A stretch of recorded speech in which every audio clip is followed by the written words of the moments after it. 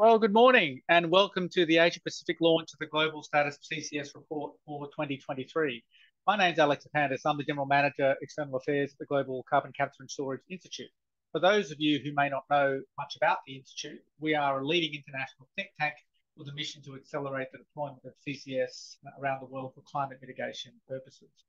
Each year, we produce and release the Global Status of CCS report, which tracks the development of CCS over the previous 12 months.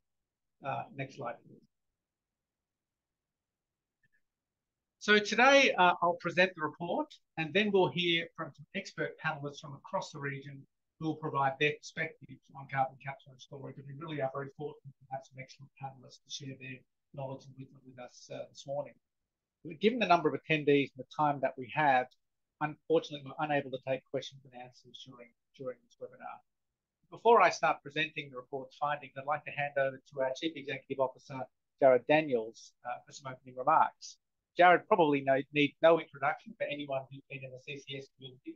Suffice to say that prior to joining the Institute a couple of years ago, as the Chief Executive Officer, Jarad spent 2 decades working with the US Department of Energy with a focus on carbon capture and storage. So, Jarad, over to you. Please make some opening remarks.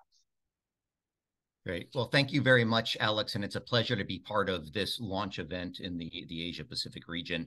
You know, now is an incredibly important time for CCS with much global momentum, as our global status report will show that Alex will walk you through.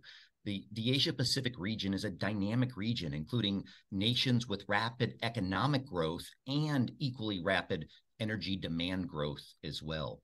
You know, CCS will be essential in the energy sector and also in industry, right? The Asia-Pacific region hosts a significant proportion of the world's emission-intense industry production, including steel and cement and chemicals, right? All of these are essential for modern way of life.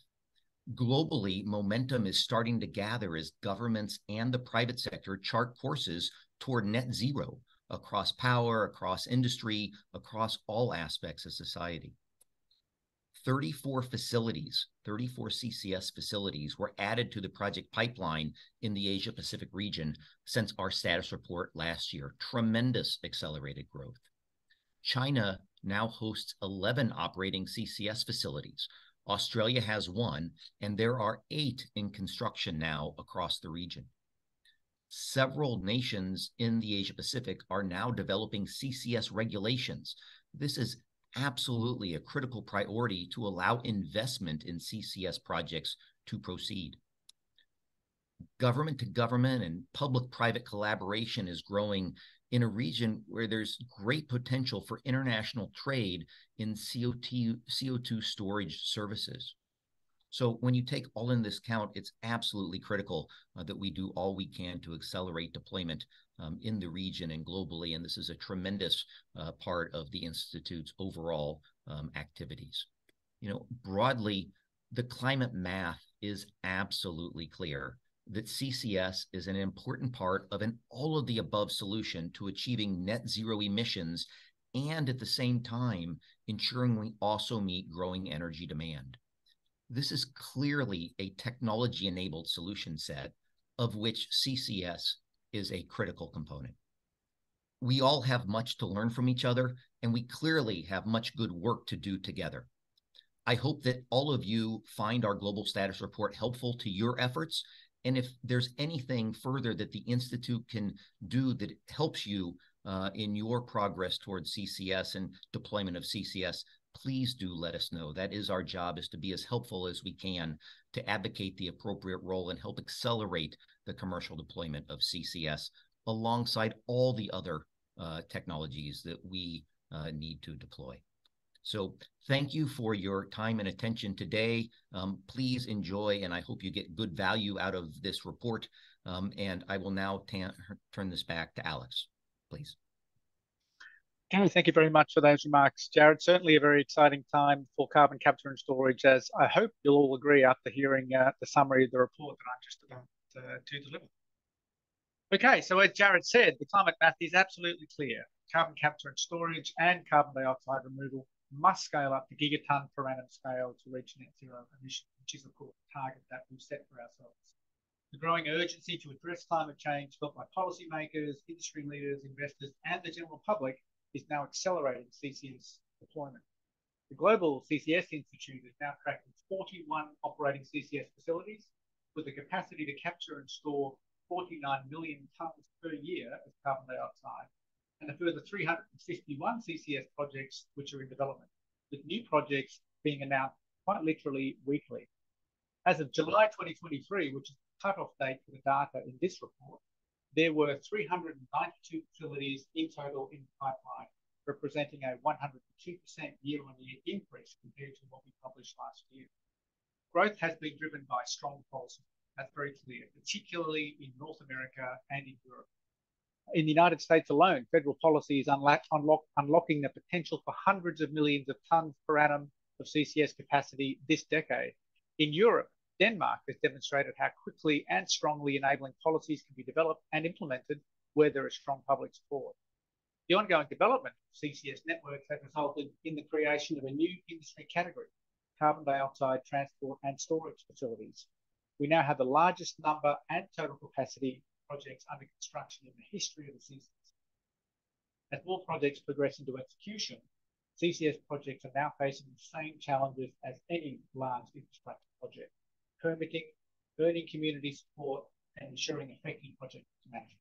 Next slide, please. CCS is becoming a much more prominent feature of public policy around the world, from inclusion in a growing number of countries' nationally determined contributions, the provision of targeted policy to drive deployment and investment, and the drafting, of course, of appropriate regulations to regulate practices. As of July 23, CCS featured in 27 countries' nationally determined contributions.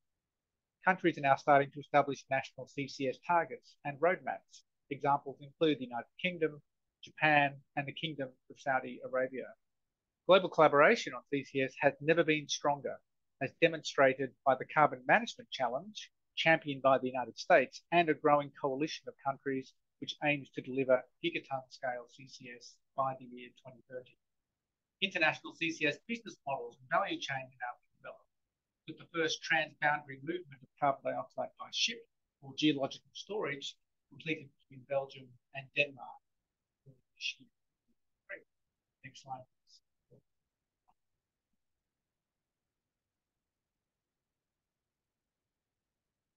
We added 198 new carbon capture and storage facilities to the project pipeline in 2023 since publication around 2022 status report. Since 2017, capture capacity has grown at an average rate of more than 35% per annum. This has accelerated the capture capacity across all stages of operation and development, increasing by 50% this year compared to 2022, now reaching 361 million tonnes per annum, the largest total capacity ever reported by the Institute, as you can see on the chart on the left side of this slide. But today there are 26 facilities in construction. We have seen 5 years of robust growth in the CCS project pipeline. However, that growth has not been everywhere. Most CCS projects have been developed in advanced economies, especially North America and Europe, where strong policy and existing CCS regulations support the business case for investment. Projects in developing economies are far less common. It's clear from this map that South America, Africa, and Central Asia have little to no CCS project development activity. However, it is encouraging to see increased project development activity in developing Asia. Whilst the 102% increase in the number of CCS projects is a great headline, meeting global climate targets will require carbon capture and storage deployment across all countries, including the Global South, as well as in the leading developed countries. Next slide, please. Still, the United States dominates CCS deployment, with 73 facilities entering the pipeline in 2023. The UK, Canada, China, and Norway complete the top 5 list of CCS deploying countries. The number of countries hosting commercial CCS projects in development has increased this year compared to last year. Now there are 37 countries with CCS development underway, an increase of 11 compared to 2022. Countries developing commercial CCS facilities for the first time in 2023 are Bulgaria, Croatia, Egypt, Germany, Greece, Japan, Libya, Oman, Papua New Guinea, Poland, and Russia. But the sustained growth in the capacity of CCS projects in development and construction, shown on the right of this slide, has not yet been matched by a similar growth capacity of operating facilities. This is not surprising, given projects can take 7 years or more to advance through studies and construction to operation. So much of the growth that we've seen in recent years has not yet been through that process. And whilst not all projects will ultimately succeed, as in any industry, we expect to see a significant additional capacity enter operation within the next 5 to 10 years. Next slide, please. And you can see that very clearly in this chart, where most facilities in development are targeting the commencement of operations by 2030. It's also interesting and significant to note that as time has passed, CCS is being applied to a more diverse range of industries with historically higher capture costs, such as in electricity generation, cement, or even direct air capture. This is a direct result of a steady reduction over time in those capture costs, and most importantly, the strengthening business case for investment in carbon capture and storage. This chart also shows the birth of that new industry, the carbon dioxide transport and storage industry. As of July 2023, there were 101 transport and/or storage projects in the CCS project pipeline. Each of these projects aim to provide carbon dioxide transport and storage services to third parties, leveraging the cost and risk advantages of networks in anticipation of robust future demand for those services. Focusing on the capture source of emissions, the ethanol industry, particularly in the US, is the largest with 70 facilities seeking to utilize CCS. Power generation and heat comes in second with 53, and natural gas processing, which historically was the primary industry for CCS, comes in third with 45 facilities across the project pipeline. Next slide, please. For a couple of years now, CCS networks have been the dominant mode of CCS deployment, and that is absolutely continuing and actually accelerating. CCS networks connect multiple capture sources to storage resources using shared carbon dioxide transport infrastructure. This map shows over 100 CCS networks in development around the world. Each number is a separate network. For example, there are now 7 CCS networks in development in Japan. Networks have several benefits, which is why they have become the dominant mode of deployment. They reduce cost and commercial risk by allowing each company to remain focused on their core business, not extending into other operations in which they have no competence. They create multiple service providers, customers, greatly reducing counterparty risk, and they create economies of scale that would not be available in any individual CCS projects, reducing costs. Also, CCS hubs are typically established in industrial areas where there are multiple large emission sources. So in addition to delivering emission reductions in hard-to-abate industries, it also contributes significantly to regional economies, supporting a just transition for those economies that currently rely upon highly emissive industries for their economic activity. Modelling suggests that up to 4.2 billion tonnes per annum of carbon dioxide could be captured and stored by establishing 160 CCS networks and hubs globally at a cost of less than $85 per tonne of carbon dioxide. It's absolutely clear that the development of CCS networks and hubs are critical for achieving multiple gigaton levels of deployment by the middle of this century, as is required to meet net zero targets. Next slide, please. A result of the emergence of CCS networks is that carbon dioxide transport logistics are becoming more complex. Pipelines remain the dominant transport mode for project development. It's a mature technology, has been in commercial use for more than half a century. But there is a growing proportion of projects which plan to use a combination of pipelines and shipping, or even barges, to collect carbon dioxide from multiple sources and deliver it for storage. Shipping companies and shipbuilders are actively expanding their services into the shipping of liquefied carbon dioxide in response to this demand. Shipbuilders, including Hyundai Heavy Industries, Mitsubishi, Mitsui OSK, TGE Marine, Daewoo Shipbuilding, Dalian Shipbuilding, and others are designing carbon dioxide carriers with capacities of up to 80,000 cubic metres.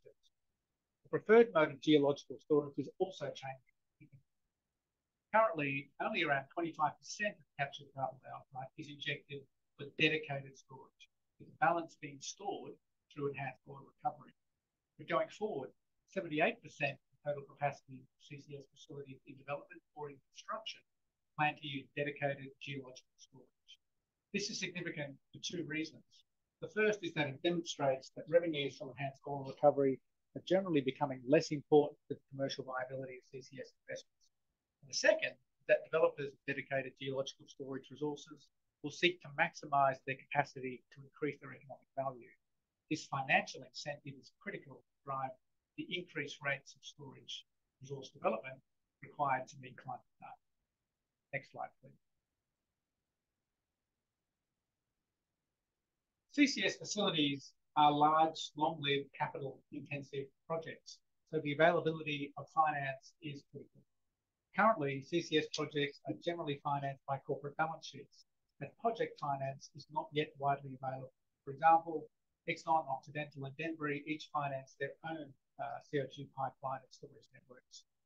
Consistent with the observed growth in project numbers, financing prospects have, however, improved substantially in the last year or so, particularly in North America and Europe, due to increased policy support and other factors, including price signals and the expectation of the market.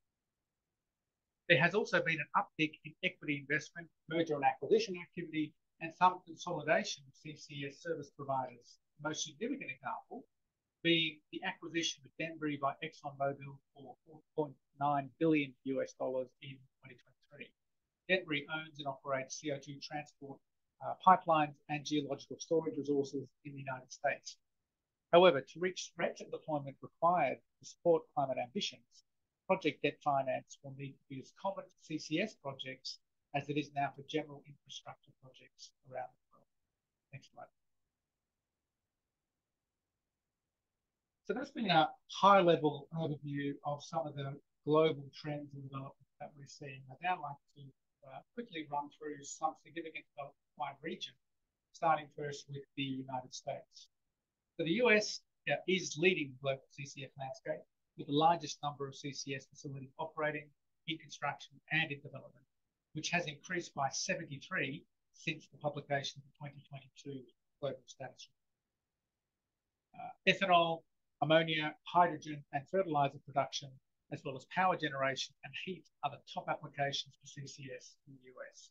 The production of clean hydrogen and ammonia has actually become economically favourable in the US due to the new policy environment, and this has been reflected in several of the projects announced this year, particularly in the Gulf Coast.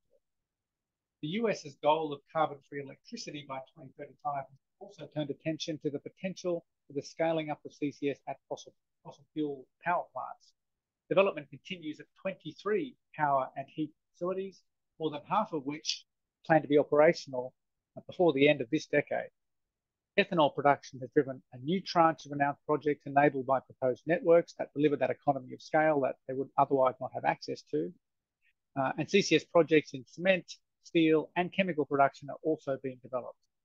There's also significant policy development ongoing in the US. The Department of Transportation continues to work on updating standards for CO2 pipelines, including requirements related to emergency preparedness and response.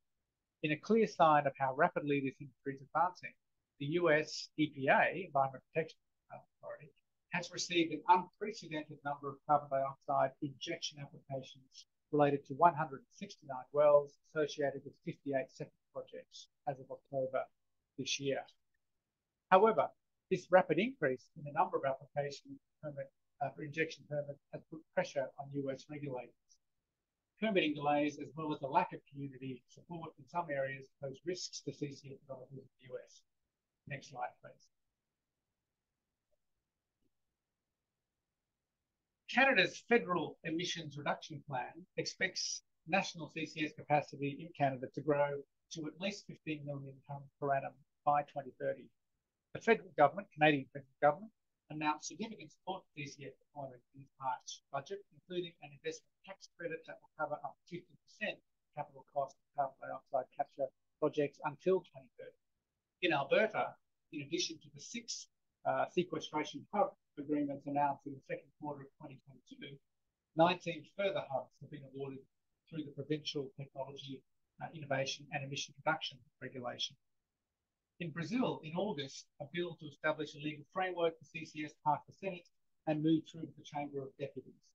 Petrobras reports that it injected 10.6 million tonnes of carbon dioxide into the pre-salt reservoirs in 2022, making it the world's largest single CCS project. So far, it has injected a total of 40.8 million tonnes of carbon dioxide, and Petrobras plans to inject a cumulative of 80 million tonnes by 2025. Next slide. There are now more than 100 projects in various stages of development in Europe, representing more than a 60% increase since 2022. As part of the Green Deal Industrial Plan, the European Commission proposed the Net Zero Industry Act, which seeks to scale up technologies that will drive decarbonisation, including carbon capture. In particular, the Act proposes an injection target of 50 million tonnes of carbon dioxide per year within the European Union by 2030. Funding support through the Innovation Fund and Connecting Europe facility, as well as individual national subsidy programs, notably Denmark, the Netherlands, Norway and the UK, continue to support the business case for CCS deployments in Europe. In addition, the emissions trading scheme reached a new high of €100 per tonne of CO2 in February of this year, contributing to an improved business case for CCS projects in some sectors. A number of bilateral agreements and declarations being signed across Europe facilitate cross-border collaboration and transportation of carbon dioxide. Specifically, Denmark and Norway are looking to position themselves as CO2 storage hubs for Europe. North Sea sites still dominate the CO2 storage developments in Europe, but other opportunities are emerging, including in Bulgaria, Greece, Croatia, and Italy. Denmark and Poland are also considering onshore storage opportunities. Next slide, please, Julia. Denmark continues to develop CCS regulations and move towards implementation with speed. It aims to become a European CCS hub with a total expected capacity of up to 52 million tonnes per annum of CO2 by 2030-2032. This government is supporting CO2 storage and capture development through subsidies, with 3.6 billion euros allocated through 2 tenders, including the Ørsted Bioenergy and Thermal Power Facility that will capture at least 400,000 tonnes of carbon dioxide each year, starting from 2026 for a period of 20 years. The UK government, in its spring 2023 budget, announced it will invest £20 billion in CCS, the target of capturing between 20 and 30 million tonnes of CO2 per year by 2030. The HyNet cluster and the East Coast cluster were selected as part of track 1 of that program. Acorn CCS and the Viking CCS clusters have been selected for track 2 to support CCS. Following the positive court decision in August, the Porthouse project in the Netherlands has reached FID, financial investment decision, in October. The Aramis project that will offer CO2 transport infrastructure from Rotterdam to multiple storage fields in the North Sea is fully subscribed for its first 5 million tonnes of CO2 injection capacity. Progress on Norway's full-scale CCS project, Longship, continues. Norway has also started awarding other exploration and storage licenses to expand its CO2 storage capacity to meet growing demand for those storage in Europe. France has released its CCUS strategy in the northern summer of 2023, which notes that CCS could have the potential to capture and store between 4 and 8.5 million tonnes of carbon dioxide per year by 2030, whilst the German government is developing its CCS strategy now. Both countries are looking to introduce contract difference will compensate energy-intensive companies for this. Next slide, please. Denmark, I need to go back 1 slide, sorry, Julia. Should be on CCS developments in Europe too. Denmark continues to develop CCS regulation and move towards implementation with speed. Oh, sorry, my mistake. I'm on the wrong slide. My mistake. Sorry, careful. The Middle East and Africa already account for 8% of global operating capacity and are now poised to rapidly increase installed capacity driven by several factors. The first is climate targets. The United Arab Emirates and Saudi Arabia have announced net zero targets for 2050 and 2060. The second factor is the emergence of low carbon hydrogen or ammonia as a future export market. With abundant natural gas, geological storage resources, and existing expertise, oil producers in the Middle East are positioning to become a major supplier of low emission hydrogen or ammonia to the global market. There is also a strong emphasis on sustainability in the region, which is consistent with the production of low carbon fuels using CCS. In the United Arab Emirates, Phase 2 and Phase 3 of ADNOC's El Ayada CCS facility are expected to increase capacity from 0.8 million tonnes per annum of CO2 to approximately 5 million tonnes per annum of CO2 before 2030. In September 2023, ADNOC announced that the Habshan CCS facility, which will form part of Phase 2, has reached a positive financial investment decision. The Al Jubail CCS industrial hub in Saudi Arabia will capture and store carbon dioxide from industrial facilities targeting 9 million tonnes per annum by 2027 and 44 million tonnes per annum by 2035. In a further demonstration of its commitment to CCS, the Kingdom joined the Global Carbon Capture and Storage Institute, I'm very pleased to say, earlier this year. Next slide, please. There are currently 12 CCS facilities operating in the Asia-Pacific region, 8 in construction and a further 34 in development. The total facility count increased from 20 last year to 54 in 2023, an increase of 34 as Jarad mentioned earlier. Facility development is being led by the oil, gas and chemical industries, which have some of the lowest carbon dioxide capture cost opportunities available. Several gas industry-led projects are considering storing third-party carbon dioxide in addition to their own as an additional source of revenue. Conversely, emitters in nations with limited geological storage resources, such as Singapore, Japan, and South Korea, are starting to look for opportunities to export their CO2 storage in other countries. This will require the removal of legal barriers to transport of carbon dioxide for storage and the promulgation of CCS legislation where it's absent, which is the case for most countries in this region. Next slide. Of the 12 operating CCS facilities in Asia Pacific, 11 are in China. China also has 6 facilities in construction, 3 in the chemical industry, 2 on power generation, including the world's largest coal power CCS project, and 1 on iron and steel production. Japan has announced its long-term CCS roadmap and support for feasibility studies for 7 CCS networks that would service a range of industries from pulp and paper to power generation. 5 networks will use storage resources offshore Japan, 1 will store in Malaysia, and 1 elsewhere in the region. Japan's roadmap sets a target for Japan's first commercial CCS facility to commence operation by 2030, on the way to storing 240 million tonnes per annum of carbon dioxide by 2050, in support of the achievements of their net zero target.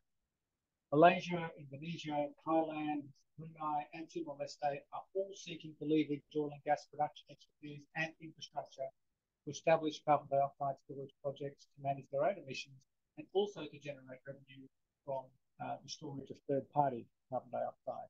In Australia, Chevron's Gorgon facility continues to operate, storing around 1.6 million tonnes per year of carbon dioxide, and Santos's Cooper Basin CCS project is in construction with a capacity of 1.7 million tonnes per year, expected to come online in 2024. The Australian government has introduced a bill to ratify the amendments to the London Protocol to allow transboundary movement and transport of carbon dioxide storage.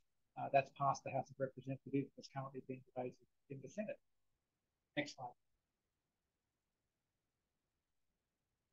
So there is tremendous ambition going into COP28 this year. The US, through the Inflation Reduction Act, has given immense stimulus to carbon management. Numerous analyses show the US will likely host between 200 and 250 million tonnes per annum of carbon capture capacity by 2030.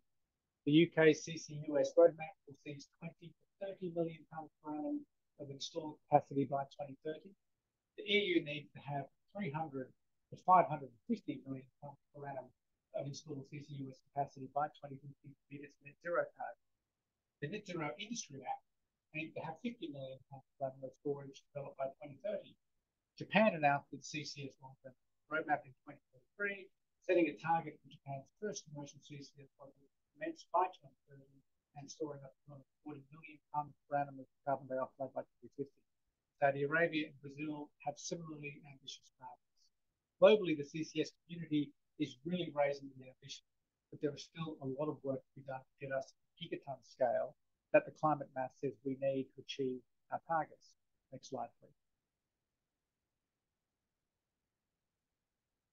So whilst there is good reason to be optimistic, achieving climate goals is far from assured.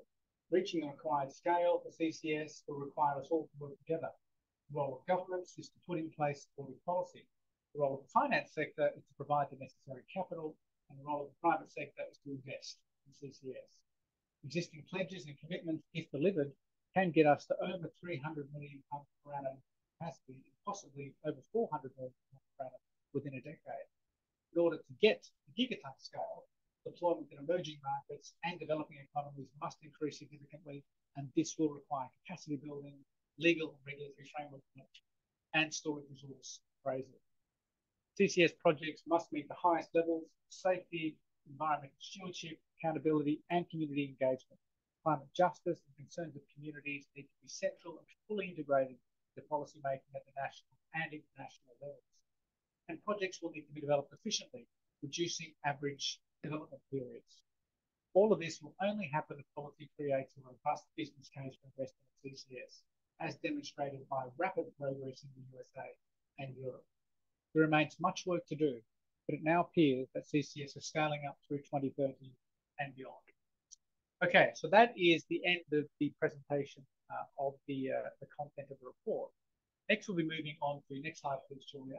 Moving on to an expert panel discussion. So I'd ask each of the panelists to please turn their cameras on so that we can see you. I'll quickly introduce the panelists and then provide each panelist with a few minutes to make some opening remarks and to have a discussion. So first, I'd like to introduce Dr. Belladonna Maulianda, who's the Executive Director within the CCS Centre. She has a PhD in petroleum engineering and more than 18 years of experience working in international energy companies and research centres across the world, Canada, Scotland, Malaysia, and Indonesia. I'm very fortunate to have Bella with us today. I'd also like to introduce Norihiko Saiki. Norihiko Saiki is the Director for CCS Policy within the Japanese Ministry of Economy, Trade, Industry. He's been with METI for more than 20 years. He's currently responsible for formulating national strategies for carbon capture and sequestration in the Japanese government, and is engaged in drafting CCUS Business Act and CCUS diplomacy as well. So Saiki's son's intervention will be very important. Third, I'd like to introduce Sabrina Samadi. She's the head of legal carbon management division at Petronas, Malaysia's oil and gas company. She leads the legal team at Petronas in the carbon management division, which is spearheading the necessary processes to implementation of policy and regulatory frameworks necessary to develop carbon capture and storage. She also has extensive experience working in the industry. Finally, Dr. Howard Smith, who is the Director, Industrial Ecologies and Government Lead for CCUS for the Government of the Northern Territory of Australia, the Department of Chief Minister and Cabinet. So Howard leads the Northern Territory Government's strategy and activity on CCUS with a special focus on integrating industrial ecology and circular economies into industrial precincts and the broader gas industry. Okay, so we are very fortunate to have such an illustrious team of experts to share their wisdom with us this morning on CCS. I'd like now to ask each of you in turn to spend 3 minutes or so making some opening remarks. I would like to start with Sabrina Samadi. Over to you, Sabrina. Morning, Alex, and good morning, everyone. Firstly, I wish to congratulate GCCSI on the launch of the Global Status Report 2023, and thank you for inviting me to be here today. And I guess what we can see from the presentation today, there seems to be a huge development in terms of CCS projects across the world, and I look forward to discussing it with my fellow panelists today. Okay, thank you, Sabrina. Norihiko Seiki, would you like to make some opening comments? You may spend a few minutes if you like. Thank you very much. My name is Norihiko Saiki, the Director for CCS Policy within the Japanese government. At first, I'd like to extend my gratitude to be part of this very important event. And of course, there's huge progress this year, CCS in the globally. So I'm also happy to be a part of, to make a certain contribution to the building the CCS network and the CCS capacity and the CCS policy. I'm happy to discuss with that. Thank you very much. Okay, thank you very much for those opening remarks, Saiki-san. Belladonna Molianda, would you like to make some opening comments? Hi, I'm Belladonna Molianda. I'm the Executive Director of Indonesia CCS Center, and I'm also the Special Advisor for Coordinating Ministry of Maritime Investment in CCS and Energy Transition. So thank you, Alex. Thank you for the Global CCS Institute for having me in this prestigious event in launching the Global CCS Institute report. So I'm very happy to be invited as one of the speakers. I know this is a strategic event to ensure the implementation of the CCS framework in all areas to be run smoothly. So just to give a bit of context, in early 2023, Indonesia announced its vision regarding the development of CCS potential in the country. And currently, Indonesia is aspiring to be the CCS regional hub. We are also developing few of the regulation framework. And then currently, we're developing a very high level of regulation. And then a few weeks ago, we just launched our national standards. We are adopting the ISO standards. And then we're working together closely with Global CCS Institute and many other international institutions. So looking forward for the discussion. Thank you, Alex. Okay, thank you very much, Belladonna. Howard Smith from the Northern Territory Government. Okay, thank you, Alex, and welcome everybody. I'm sure this is going to be a very interesting session that we're going to talk about. I've been in this role basically looking at industrial ecologies on a developing industrial estate, but one of the key enablers that we're using is the potential for carbon capture and storage. It's being run essentially by two of our major LNG companies. More recently, I've been just reaching out into the Southeast Asia region to see where we can start to work together, because collaboration, as we understand through this status report, is probably one of the key things, as will be transboundary movement of carbon dioxide, especially for locations that have undeveloped areas or have no areas that are really suitable for storage of carbon dioxide at this point of time. And I look forward to getting into the discussion, and we can probably give you a little bit of an update on what's happening on the Senate floor at the moment in Australia. Okay, well, thank you very much for those opening remarks. So as you've seen from the presentation, we've seen tremendous growth in CCS over the past few years. The number of projects in the pipeline has doubled since the last report, now over 320 projects that are in development. Why do you think that has occurred? What do you think is driving this rapid growth? Maybe I'll ask Belladonna to attempt an answer to that first. Yeah, thank you for the great question, Alex. So I can see that, especially in Global South, right, Indonesia and the neighboring countries, we are all aware now of the importance of CCS. Either it's going to be the license to invest for all the global investors, or, it's the enabler for the hard-to-abate industries, and then helping the hard-to-abate industries to produce the low-carbon products, which is later on, we can use it and then sell it at a higher and premium price.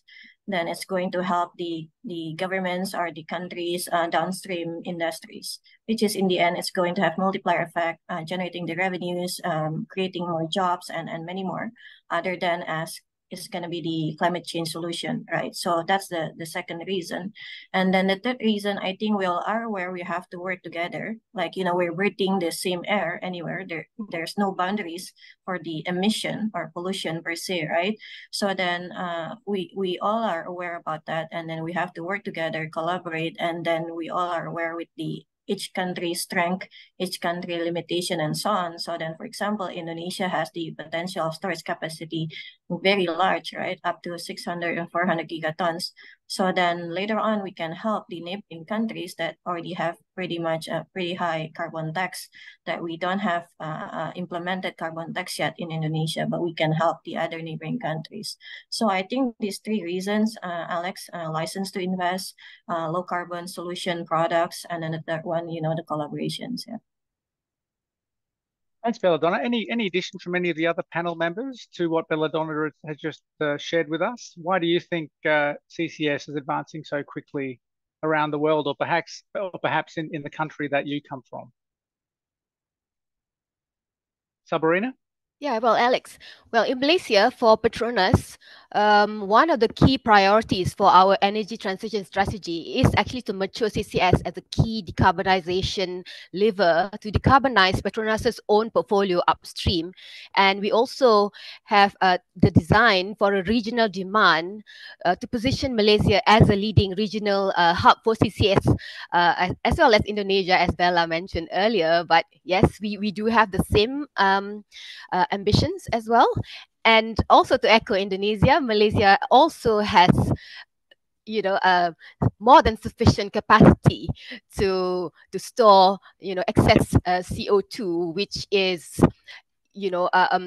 might be needed by countries like Korea, Japan, or even Singapore for that matter. So I believe these are all the combination of factors which work together in matching the sources to the sinks, so to speak. Yeah. So quite a lot of commonality there between the drivers in Malaysia and Indonesia. Now, Australia and Japan, very different economies.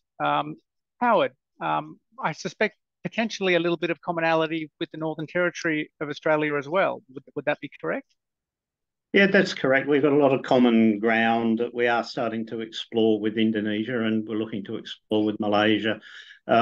We've had limited discussions here at government level with our Japanese and Korean colleagues.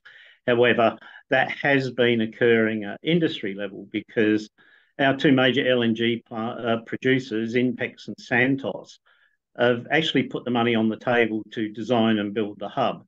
The real struggle that we're having at the moment is a federal level where a lot of our senior politicians and junior politicians cannot seem to separate the idea that we need to capture carbon dioxide and put it in the ground as one of the key parts of the IEA, IPCC scenarios for addressing climate change.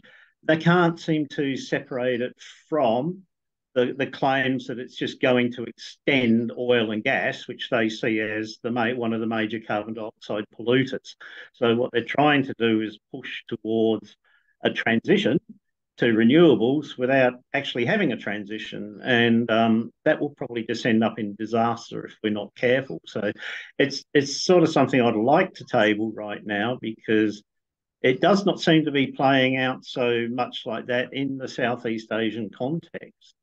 But here it seems to be becoming a bit of a problem. And if you're not careful and it does take root in Australia, then there's a chance activist groups will push into other locations with the same misunderstood ideas and philosophies. Thanks, Howard. So, Saiki-san, Japan's strategy for CCS and targets, which have just recently been announced, Japan, unlike Malaysia or Indonesia or Australia, doesn't have very large storage resources and doesn't have, I don't believe anyway, the opportunity to import CO2. So the drivers for Japan are not going to include that, I don't believe. So what is the driver for Japan to be pursuing carbon capture and storage so proactively? Thank you very much. A good question. So we are currently discussing with Japanese emitters, and of course, Japan is the responsible country to accomplish the decarbonization by 2050. So, and at the same time, we also start the voluntary mechanism of the GX ETS mechanism. And so the current Japanese companies are looking for more and more opportunities to invest the CCS, not only within Japan, but also they're also thinking about investing APAC region as a whole. And so we would like to support their consideration. And so our priority is, number one, is to establish the development of the CCS reservoir within Japan.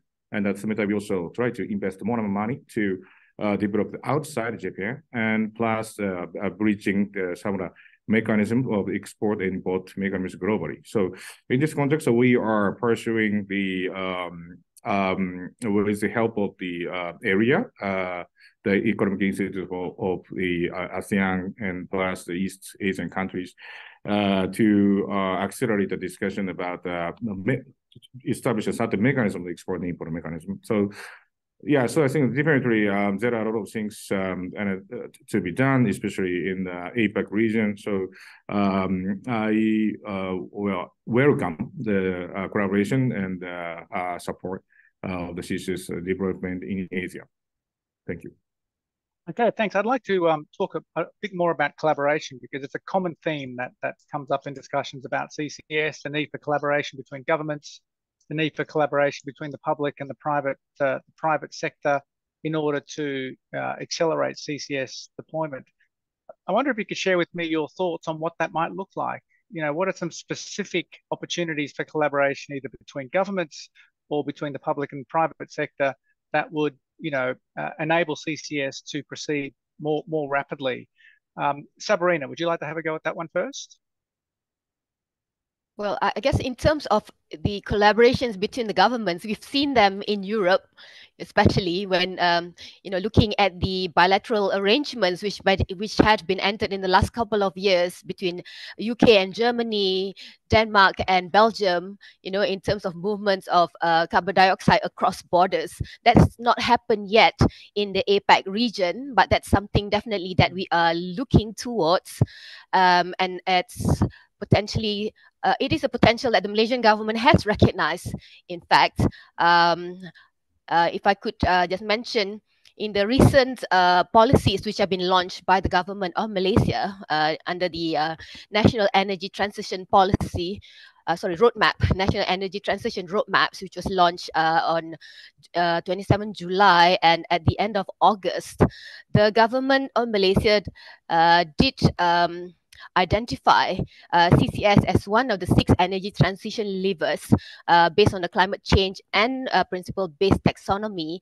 And the government does recognize that in order to establish a low carbon pathway and to enable boundary carbon movements, bilateral arrangements between nations would need to be formed. So that's where industry can come in and support the government as well in terms of investments in projects.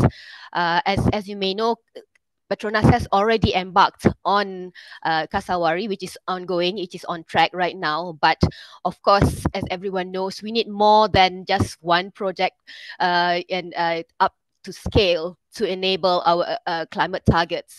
So I would say that you would need collaboration between the governments and also private and public, collaborations. Okay, thank you.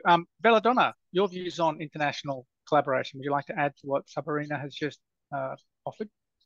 Yeah, thank you. I totally agree with what Sabrina just mentioned just now, right? So I think we are here in Global South. We do need to realize that we do have all the potentials in terms of natural resources and also the engineered-based solution resources, right? And then in terms of Indonesia, building up the international collaboration globally, I think Indonesia is aspired to be the Global South leader, and then learning from the Global CCS Institute and also Australia that, we are developing or building our first Indonesia CCS Center within this year. So this Indonesia CCS Center is we held the first International and Indonesia CCS Forum back in September, and then it was attended, and then there were many global speakers such as World Bank, US DOE, Norwegian government, Canadian government, and Japanese government. Saiki-san was there, and then Petronas was there as well. So then we do aware that we do need the international collaboration. So that's why we developed the CCS Center, which is, learning from the Global CCS Institute, that the CCS Center is going to be an agile organization that is helping the Indonesian government to be the regional and also the global South leader together with the other countries. And then we can see that CCS Center is helping to facilitate many collaboration with United Nations, with US DOE, with Japanese government, Singaporean government, and many more. Since we know that this CCS, it takes a village to raise a kid, but it takes a village to do a CCS, right? So then we know that Indonesia doesn't have a stick and carrot yet. That's why we're developing a hub concept, right? So we're learning this from Northern Light Hub. So probably different with other countries that is doing more into one project and B2Bs, but we're developing it into a regional hub where we're going to have a collective emitters nearby the injectors. So then we're going to lower the LC or the levelized cost of CCS, where then in the beginning, the global investors or regional countries can chip in, and then, together we're going to build the infrastructure, and then later on, it's going to help the domestic industries. Then, we can reach the net zero emission together globally, internationally, and also in the region, and then help the Indonesian industries as well, because we do have many industries. We are the growing and emerging countries, as you can see from our GDP, and then especially with CCS, I can see with confident that there are many growing industries supporting CCS, which is the capture side, transportation side, and also in the injector side. That's all from me, Alex. Thank you. Thank you. Very, very comprehensive comments. Saiki-san, so Japan has been very active in this region in supporting CCS initiatives for many years now. What do you think? How do you think Japan will advance its agenda around trying to support CCS development in Asia Pacific? What's the government of Japan's thinking and plans in this area, and how can it help the global South to invest in CCS to the extent that we need it to in order to meet our targets? Yeah, thank you very much. This is also a very splendid question for us. And so at first, we are looking for more and more opportunities to invest to develop the reservoir of the CCS, not only within Japan, but also outside of Japan. So APAC region is one of the most important region for us, because compared to the other region, I think the cost for the transportation is a little bit moderate. So at first, we like to more opportunity to looking for export of the carbon dioxide at first. And the other thing for us is to support the development and deployment of the CCS in this region. Is in the future, I think that Asian countries still needs more and more energy, and because they are now expanding their economy. So in this context, I think the CCS is inevitable to decarbonize the power generation sector. So I think without energy, people cannot do anything about it. So I think in order to sustain the growth in the APAC region, we need to establish and plus technology transfer for especially in the carbon capture process and transportation. And so we are highly welcome the collaboration with those regions. Thank you, Saiki-san. What about the Northern Territory, Howard? So, the Northern Territory has a strategy around developing a CCS hub in the Port of Darwin with the opportunity to receive carbon dioxide from other third parties, including from Asia. What's your thinking around how the Northern Territory can collaborate in the region to try and advance CCS? Okay, there's two parts to what we're looking at, Alex. As you've mentioned, yes, Impex and Santos and ourselves and the CSIRO are working together to develop a CCS hub. Initially, it is to deal with carbon emissions from Impex and Santos, obviously, and they're putting the money on the table to build this, as I mentioned before, and that's important. But we're also aware that offshore we have the Bonaparte Basin, which could hold between 6 and 15 gigatons of carbon dioxide. It's small in comparison to what Belladonna was talking about in Indonesia, of course. As a jurisdiction, we're only producing 10 to 15 million tonnes per annum of carbon dioxide ourselves. So there's plenty of space there for us to deal with a small amount or a modest amount of carbon dioxide that could come in internationally. The second part to it is the less physical part, and I've just recently begun reaching out to counterparts around Southeast Asia to try and pull together an idea of what the common ground is that we have and how we in the Northern Territory and how our compatriots in Southeast Asia might be able to exchange information about it and try to speed up the process of design, development, and perhaps even manage some of these political issues that we're facing at the moment in Australia. It's also important to understand, of course, that the first part of our hub involves Timor-Leste, so we have been speaking with them. For them, it's definitely of economic benefit if we can proceed through the transboundary movement issues that our parliament is currently debating. I'm certain that we'll get through it. And even if we weren't to get through it, our hub is still designed so that at some point in the future, when people fully understand the necessity to do this, that carbon dioxide is not just a national issue, it's a worldwide issue, that we will be in a position to still open it up and import carbon dioxide. So it's a two-pronged sort of event. One is for the physical movement of carbon dioxide into Australia and out of Australia to benefit Timor-Leste, and exchange of information across borders, which we're going to need as part of the significant collaboration effort to deploy CCS at scale around the region. Okay, thanks. Lots of good messages there about the need for exchange of information and support. But I think what we're also seeing is CCS is becoming a commercial space now. Significant investment decisions are being made and companies are investing in it for profit or to manage risks in some way to create value for their companies. And this clearly is going to involve, the development of international trade in the storage of carbon dioxide, geological storage of carbon dioxide. And all of you today have spoken about opportunities for that to occur in the Asia-Pacific region between countries that have lots of CO2 and less storage resources and those that have excess storage resources, for example. So what do you think is necessary to allow that industry, if I can call it that, or that trade to proceed? There are some significant barriers right now.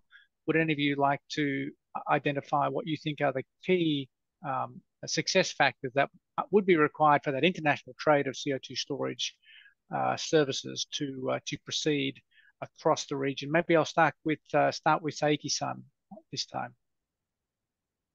Thank you very much. This is also a great, excellent question. And at first, I'd like to say thank you to the Northern Territory government, because the Australia and the Northern Territory government has committed, make a huge contribution to the stable supply of energy. Then, of course, the Japanese government and Impex is ready to make a contribution of decarbonization of the Northern Territory region.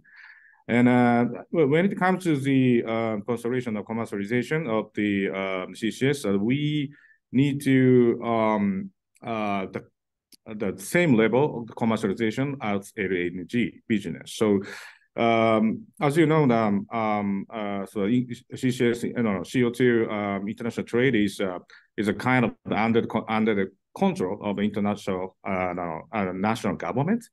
But when it comes to the ensure the smooth export and import of carbon dioxide, we need to ensure the commercialization first. So in this context, we need to do the harmonization of our regulatory schemes with each other. And so I think the international standardization of the regulation is required. So yeah, so thank you very much. Oh, thank you. So, Sabrina, Belladonna, both of your nations, Malaysia and Indonesia, are working on regulation and standards. How's that work progressing? It's critical to the international trade of CO2 storage, of course. How is it progressing? Are there any significant barriers that you're facing, or is it progressing well? Maybe Sabrina, you could start. Thanks, Alex. Yes. Well, we've progressed, but of course not as far as Indonesia, which already has its regulations, the ministerial regulations. But as I mentioned, under the National Energy Transition Policy, 2 ministries have been identified as the focal ministries that will push or basically catalyze CCS into the forefront. So in terms of the regulations for CCS, there is no existing federal level legislation in Malaysia. There is one state in Malaysia, Sarawak, which already has launched its carbon storage rules. But on a federal level, this is something that we are still working on. And the Ministry of Economy will be the ministry that will champion the progress of these regulations. And there is also the Ministry of International Trade and Industry, which has launched the new Industrial Master Plan, which has also identified CCS as a new growth area for Malaysia. So as you can see, there's still a lot of work for Malaysia to do, but we are progressing, and we are trying to progress as fast as we can. But I would say that strong support political from the government is probably one of the major component that is needed to push for the progress of CCS. Of course, you need the government's political will and support, and then industry has to come in and again work together with the government in terms of progressing the projects. Also, whilst trying to progress, of course, the how shall I say, barriers that we've identified, of course, is the gap in the legislations, because in Malaysia there is no consistent legislation which deals with carbon. In fact, carbon has not been legally identified or defined even in some of our legislation. So we still have a lot of work to do, but it is work that is ongoing. Thank you. Thanks, Sabrina. So, Belladonna, the Indonesian regulatory regime is more advanced. Are there plans to further develop that regulation, or has it reached its final state of development? Okay, so in terms of the you were asking about the international carbon trading and the possibilities and the regulation. So I'll divide that question into 3 answers. So the first one is on the regulation. We are currently finalizing a presidential regulation that we already launched the ministerial regulation that allows CCUS and CCS in the oil and gas working acreage in this March. But currently we are finalizing our presidential regulation that basically will allow the CCS cross-border, and it will allow the emission coming from the other industries beyond oil and gas, and it will allow also the injection into the area beyond oil and gas area. So those are the 3 differences. So in terms of regulation, we also launched 4 national standards. Our national agencies already launched it on October 31st. You can see it on their website, on BSN website. We are adopting ISO standards that are focusing on the geological storage. We are collaborating with US DOE, US CLDP, and also the ISO experts. So that's why it's pretty fast for us to adopt the ISO standards. And then the other thing about the regulation, we also launched our financial authority regulation that allows the carbon trading a few weeks ago. And then, so that's about the regulation. And then number 2 is on the carbon trading. We just launched our carbon exchange, I think last month, and then it's been handled by our stock exchange body. And then, so you can see there were already a few transactions domestically in terms of carbon trading. So that's the second thing about carbon trading. And then the third one, it's on the G2G collaboration. So basically, we are exploring G2G collaboration with the neighboring countries to explore potential future CCS cross-border. And then we do get some positive feedbacks from them, and then hopefully we can implement the CCS cross-border in the near future to implement our presidential regulation. So just to summarize up, Alex, so the first one, we're working on the finalized regulation in the highest level. And then the second one, we are also working on the carbon trading, either the platform, either the regulation. And then the third one is on the G2G collaboration, which is we are going to allow the CCS cross-border pretty soon. Yeah. Fantastic. Thanks, Bella. So clearly the Indonesian government has a very structured, rigorous approach to trying to put in place the policies and regulation which are required to support investment in CCS, which is exactly what needs to happen. Mindful we're starting to run out of time, so I'd like to give each of you a couple of minutes just to talk about what you think are the most significant steps that you could take or that the international community could take to advance CCS globally, but in particular in this region and in your particular nation. So what do you think are the highest priority activities and areas of focus for CCS to play its full role in helping us to reach our net zero targets? And I'll start with Howard on this occasion. Okay, a couple of things I've already mentioned and has already been mentioned by other people is you have to have consistent regulation across the region. It doesn't mean the regulation has to be exactly the same, but it has to be able to work together. So, for example, Timor-Leste developing their own CCS framework. We have our own CCS framework. The important thing is to make sure that when somebody presses the big green button for go, that we're not standing at each end of the table saying, well, we thought you were going to deal with that. Okay, so that's one of the most important things. Notwithstanding the business that's going on in our parliament at the moment about transboundary CCS, that's going to be a must. And I have every confidence it will happen. You know, it's essentially a requirement of the London Protocol, and it will be needed going forward. And attached to that, and it's something I don't think got mentioned a bit earlier, is that in terms of international trade in CO2, I would imagine that at some point we're going to have to develop a consistent value for carbon dioxide worldwide. Otherwise, trade will be very, very difficult to manage.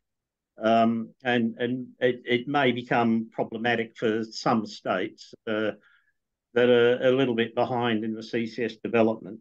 So to my mind, they're the three sorts of things that we need to have: a firm way forward on transboundary movement, a consistent price for carbon dioxide, and a consistent legislative type policy framework across the region, and then we'll be able to get to where we're going.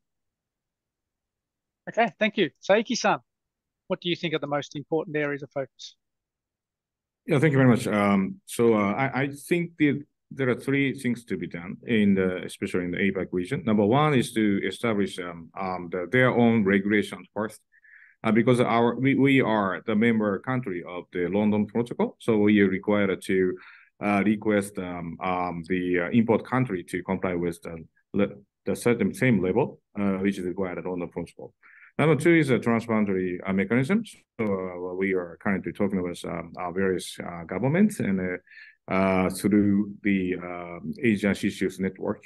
And of course, the energy center of the ASEAN is also very important. And GCCSI is initiative of the CCA is also very attractive and very important with us. And number three is developing the business model for the emitters, because without the fee payment from the emitters, I think the CCS will not work at all. So, but when it comes to the business model, I think it has a still wider diversification, even not only in the APAC region, but also the US and the European countries has also certain the diversification. I think there's no uniform and standard mechanism of the payment for the fee for the CCS. So I think from the view of the emitters, I think this business models development is critically important. Thank you. Okay, thank you very much. Sabrina, what do you think should be priorities? Yes, of course, for APAC or at least Malaysia, I guess the main or the most important priority for Malaysia would be to establish a strong and stable regulatory framework, allowing for, firstly carbon storage, and again the movements of transborder movement of carbon dioxide across countries. So that's I guess the most important requirement. Secondly, of course, Malaysia is not even a party to the London Protocol. So second step is to ratify the amendment to the London Protocol. And the third one would be the consistent, strong political will and support of the government, because there is no carbon pricing at the moment in Malaysia as well. Although I forgot to mention earlier, Malaysia already has a voluntary carbon market which was established at our and handled by our stock exchange in late December last year. So we are moving there, but not quite close enough or fast enough. So that's something that we need to catch up on. But also to echo Howard in terms of collaboration between the nations and consistency in terms of how carbon movements could be done across nations. I guess we do not have the privilege or the how shall I say, opportunity of having that uniformity that Europe has by way of the EU CCS directive. But as Asian nations, I guess we do and can collaborate, via the ASEAN platform, for example, and APAC. There are other platforms in which the nations can do so. Yeah. Okay, thank you. And finally, Belladonna, where do you think we should be focused? Okay, this is a very tough question, actually. There are many things that we should focus on, Alex. I think that the first one, we have to engage all stakeholders. So I think this is the main focus that we are working right now, either in the Indonesia CCS Center or in the ministry, because it's gonna be pretty much useless, or there's gonna be showstopper if all the stakeholders are not on board, right? If there's any showstoppers. So we do have to engage and manage all the stakeholders, including the public, raising the public awareness, educate them about CCS. CCS is safe. CCS is not harming, those sort of things, right? Sometimes we forget the details, and then we just focus on the big theme. So I think that's the first one, to engage the whole stakeholders. And then the second one, I think we have to work as a region, right? We cannot work only one project or only one country. So as I mentioned before, we're breathing the same air.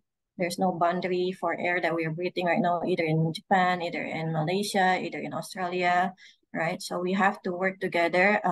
Probably we do need to have like an ASEAN or Asia Pacific kind of agreement, right? That make things to move faster, to move easier, some sort of framework, right? Probably Global CCS Institute can facilitate this, working together with Indonesia CCS Center and, Petronas and METI and Australian territory government as well, right? So I think that's the second one. We have to work as a region in the Global South. And then the third one, I think we have to make CCS as the next future business, right? So many people are thinking CCS is capital intensive, it's not making money, it's pretty costly, it's not safe, and so on and so on. But I think in the end of the day, if we can convince, there are many funding, there are many financing, such as IFC, World Bank, ADB, Standard Chartered, and so on. They do have transition financing, what they call it, right? It's not green, it's not sustainable financing, but they call it transition financing, right? So we can start from there. We can work on the bankability, we can work on the de-risking, and so on, right? I mean, it is a climate change solution, but in the end of the day, we have to make money out of it, right? So then if we can make CCS and the other low carbon products solution as our next future business, it will be awesome. So let me summarize it. Alex, the first one is the stakeholder engagement, and then the second one is on the working as the region in the Global South, and then the third one, we have to make sure CCS is our next future business. That's all from me. Okay, well, thank you very much to all of our panelists. Julia, if you wouldn't mind advancing it to the last slide now. I think it's time to wrap the webinar up. I'd like to thank our panelists, Belladonna Maulianda, Sabrina Samadi, Norihiko Saiki, and Howard Smith, for your interventions, for your wisdom, for sharing your perspectives with us today. I think we can all agree that CCS is moving forwards now far more rapidly than it ever has before, which is very pleasing, but there is certainly a lot more work to do in order for it to play its full role in helping us to achieve net zero targets.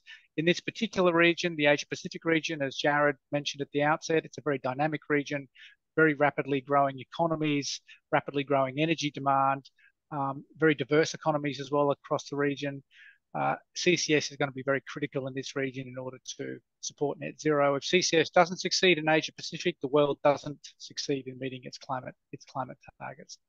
So with that, I think I'll draw the webinar to a close. I just draw everyone's attention to the website address that you can see there now, status23.globalccsinstitute.com.